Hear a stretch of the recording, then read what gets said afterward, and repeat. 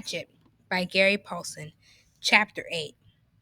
At first he thought it was a growl. In the still darkness of the shelter, in the middle of the night, his eyes came open, and he was awake, and he thought there was a growl. But it was the wind. A medium wind in the pines had made some sound that brought him up, brought him awake. He sat up and was hit with the smell. It terrified him. The smell was one of rot, some musty rot that made him think only of graves with cobwebs and dust and old death. His nostrils widened, and he opened his eyes wider, but he could see nothing. It was too dark, too hard dark with clouds covering even the small light from the stars, and he could not see. But the smell was alive, alive and full and in the shelter. He thought of the bear, thought of Bigfoot, and every monster he had ever seen in every fright movie he had ever watched, and his heart hammered in his throat. Then he heard the slithering, a brushing sound, a slithering brushing sound near his feet, and he kicked out as hard as he could, kicked out and threw the hatchet at the sound, a noise coming from his throat. But the hatchet missed, sailed into the wall where it hit the rocks with a shower of sparks, and his leg was instantly torn with pain as if 100 needles had been driven into it. Ugh! He screamed. Now he screamed with the pain and fear and skidded on his backside up into the corner of the shelter, breathing through his mouth, straining to see, to hear. The slithering moved again. He thought toward him at first, and terror took him, stopping his breath. He felt he could see a low dark form, a bulk in the darkness, a shadow that lived. But now it moved away, slithering and scraping it moved away, and he saw, or thought he saw it go out of the door opening.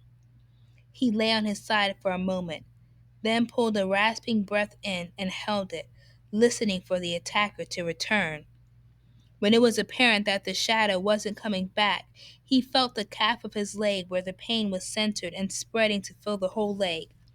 His fingers gingerly touched a group of needles that had been driven through his pants and into the fleshy part of his calf.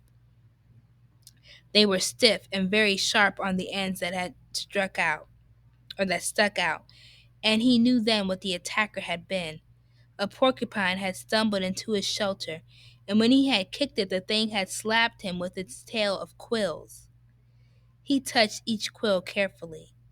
The pain made it seem as if dozens of them had been slammed into his leg, but there were only 8, pinning the cloth against his skin. He leaned back against the wall for a minute. He couldn't leave them in, they had to come out, but just touching them made the pain more intense. So fast, he thought, so fast things change. When he'd gone to sleep, he had satisfaction, and in just a moment it was all different. He grasped one of the quills, held his breath, and jerked. It sent pain signals to his brain in tight waves, but he grabbed another, pulled it, then another quill. When he had pulled 4 of them, he stopped for a moment. The pain had gone from being a pointed injury pain to spreading in a hot smear up his leg, and it made him catch his breath. Some of the quills were driven in deeper than others, and they tore when they came out. He breathed deeply twice, let half of the breath out, and went back to work. Jerk, pause, jerk, and 3 more times before he lay back in the darkness, done. The pain filled his leg now, and with it came new waves of self-pity. Sitting alone in the dark, his leg aching, some mosquitoes finding him again, he started crying. It was all too much, just too much, and he couldn't take it, not the way it was. I can't take it this way, alone with no fire and in the dark. And next time it might be something worse, maybe a bear. And it wouldn't be just quills in the leg, it would be worse. I can't do this, he thought again and again. I can't. Brian pulled himself up and he was sitting upright back in the corner of the cave. He put his head down on his arms across his knees with stiffness, taking his left leg, and cried until he was cried out. He did not know how long it took, but later he looked back on this time of crying in the corner of the dark cave and thought of it as when he learned the most important rule of survival, which was that feeling sorry for yourself didn't work. It wasn't just that it was wrong to do or that it was considered incorrect. It was more than that. It didn't work. When he sat alone in the darkness and cried and was done, all done with it, nothing had changed. His legs still hurt. It was still dark. He was still alone, and the self pity had accomplished nothing. At last he slept again, but already his patterns were changing, and the sleep was light, a resting doze more than a deep sleep, with small sounds awakening him twice in the rest of the night. In the last doze period before daylight, before he awakened fully with the morning light and the clouds of new mosquitoes, he dreamed. This time it was not of his mother, not of the secret, but of his father at first, and then of his friend Terry. In the initial segment of the dream, his father was standing at the side of a living room looking at him, and it was clear from his expression that he was trying to tell Brian something. His lips moved, but there was no sound, not a whisper. He waved his hands at Brian, made gestures in front of his face as if he were scratching something, and he worked to make a word with his mouth, but at first Brian could not see it. Then the lips made a shape, but no sound came. Ah. Brian could not hear it, could not understand it, and he wanted to so badly. It was so important to understand his father, to know what he was saying. He was trying to help, trying so hard, and when Brian couldn't understand, he looked cross, the way he did when Brian asked questions more than once, and he faded. Brian's father faded into a fog place. Brian could not see the dream, could not see, and the dream was almost over, or it seemed to be, when Terry came. He was not gesturing to Brian, but was sitting in the park at a bench looking at a barbecue pit, and for a time nothing happened. Then he got up and poured some charcoal from a bag into the cooker, then some starter fluid, and he took a flick type of lighter and lit the fluid. When it was burning and the charcoal was at last getting hot, he turned, noticing Brian for the first time in the dream. He turned and smiled and pointed to the fire as if to say, "See? A fire." But it meant nothing to Brian, except that he wished he had a fire. He saw a grocery sack on the table next to Terry.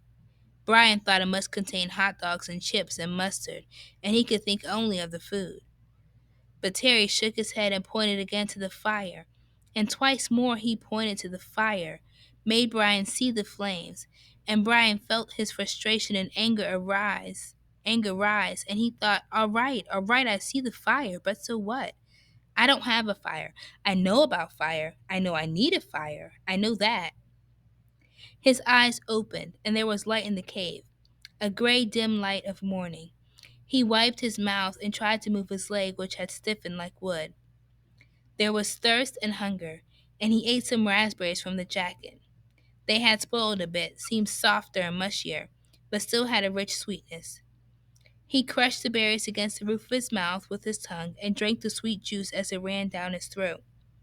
A flash of metal caught his eye, and he saw his hatchet in the sand where he had thrown it at the porcupine in the dark. He scooched up, wincing a bit when he bent his stiff leg, and crawled to where the hatchet lay. He picked it up and examined it, and saw a chip in the top of the head. The nick wasn't too large, but the hatchet was important to him, his only tool, and he should not have thrown it. He should keep it in his hand and make a tool of some kind to push an animal away. Make a staff, he thought, or a lance, and save the hatchet. Something came then, a thought as he held the hatchet, something about the dream and his father and Terry, but he couldn't pin it down. Ah, he scrambled out and stood in the morning sun and stretched his back muscles and his sore leg. The hatchet was still in his hand, and as he stretched and raised it over his head, it caught the first rays of the morning sun. The first faint light hit the silver of the hatchet, and it flashed a brilliant gold in the light, like fire. That is it, he thought, what they were trying to tell me. Fire! The hatchet was the key to it all. When he threw the hatchet at the porcupine in the cave, it missed and hit the stone wall, and it had showered sparks, a golden shower of sparks in the dark. as golden with fire as the sun was now. The hatchet was the answer. That's what his father and Terry had been trying to tell him. Somehow he could get fire from the hatchet. The sparks would make fire. Brian went back to the shelter and studied the wall. It was some form of chalky granite or sandstone, but embedded in it were large pieces of a darker stone, a harder and darker stone. It only took him a moment to find where the hatchet had struck. The steel had nicked into the edge of one of the darker stone pieces. Brian turned the head backward so he would strike with the flat rear of the hatchet and hit the black rock gently. Too gently, and nothing happened. He struck harder, a glancing blow, and 2 or 3 weak sparks skipped off the rock and died immediately. He swung harder, held the hatchet so it hit a longer, sliding blow, and the black rock exploded in fire. Sparks flew so heavily that several of them skittered and jumped on the sand beneath the rock, and he smiled and struck again and again. There could be fire here, he thought. I will have a fire here, he thought, and struck again. I will have fire from the hatchet.